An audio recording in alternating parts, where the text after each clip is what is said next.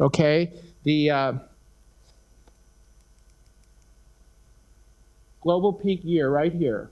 And it explicitly is defined by this text in the Cancun agreements with the recognition that the time frame for peaking will be longer in developing countries, and this is because they have legitimate needs to take account of development and poverty eradication. The question is, what does this mean in practice? That's the question.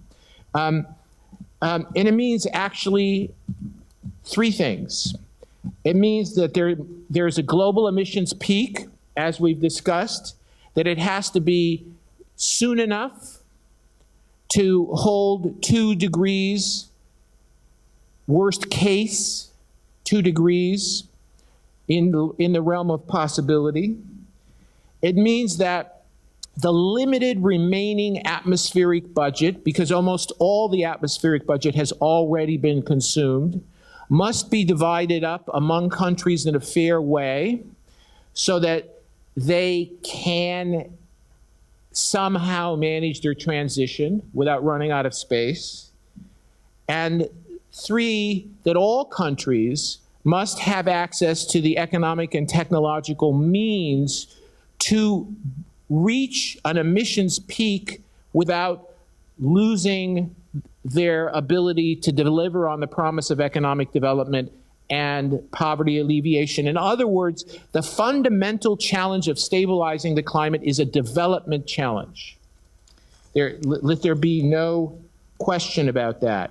And so I'm now going to show, this is the end of my first half, I'm going to show you I'm going to show you the problem, okay? There's a 2-degree trajectory, very much like the one that Dr. Park has talked about. It is not safe.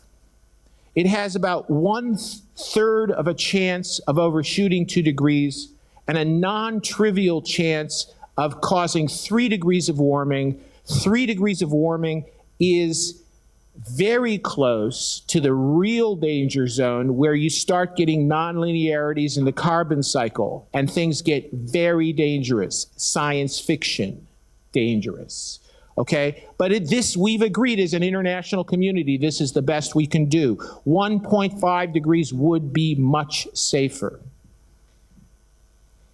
This is the kind of trajectory that's discussed by the emissions gap reports. From a mitigation standpoint, this is extremely ambitious, as Dr. Park has discussed. But what does it mean, not just for the global community, what does it mean for the developed countries and the developing countries? And here I'm going to, this is the last part of the conversation in which I'm going to make reference to the annexes, because even though we need to move beyond the annexes, they still have a great deal of explanatory and political salience. The first point here is that global emissions, this is such a trivial point, but it must be stated. Global emissions are the sum of the emissions of the developing and the industrialized countries. It's the arithmetic identity that any child will be able to understand.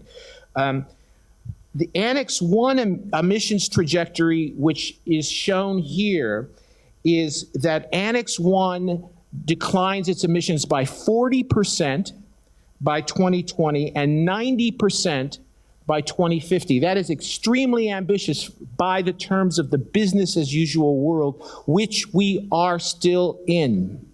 We are still in the business as usual world. We are on a 4-degree pathway, possibly a 6-degree pathway now. In this situation, the annual decline in Annex 1 countries needs to be about 4% a year. It also shows, this chart also shows that non-Annex 1 emissions need to peak, even with this extremely aggressive Annex 1 trajectory. Non-Annex 1 emissions need to peak a few years after the global emissions peak. This is the problem. There are other ways to divide up the global budget between developing and industrialized countries than shown here.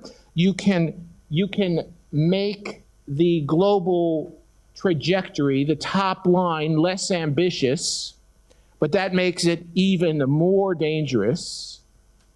You can make the Annex 1 ambition even more stringent, which makes it even more difficult to achieve.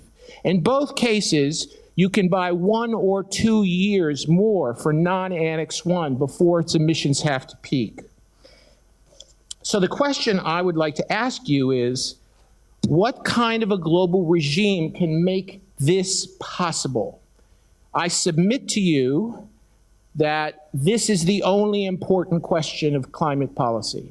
If we can answer this question, we can stabilize the climate system and save our civilization. If we can't answer this question, we can't stabilize the climate system and save our civilization. And how can we, what kind of a climate regime can enable this to happen in the midst of a development crisis, which large numbers of people around the world are still trapped in?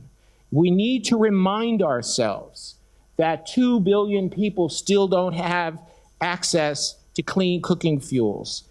Almost 1 billion people are chronically undernourished, and that number will be increasing with extreme weather, possibly quite soon, certainly within the next 2 decades.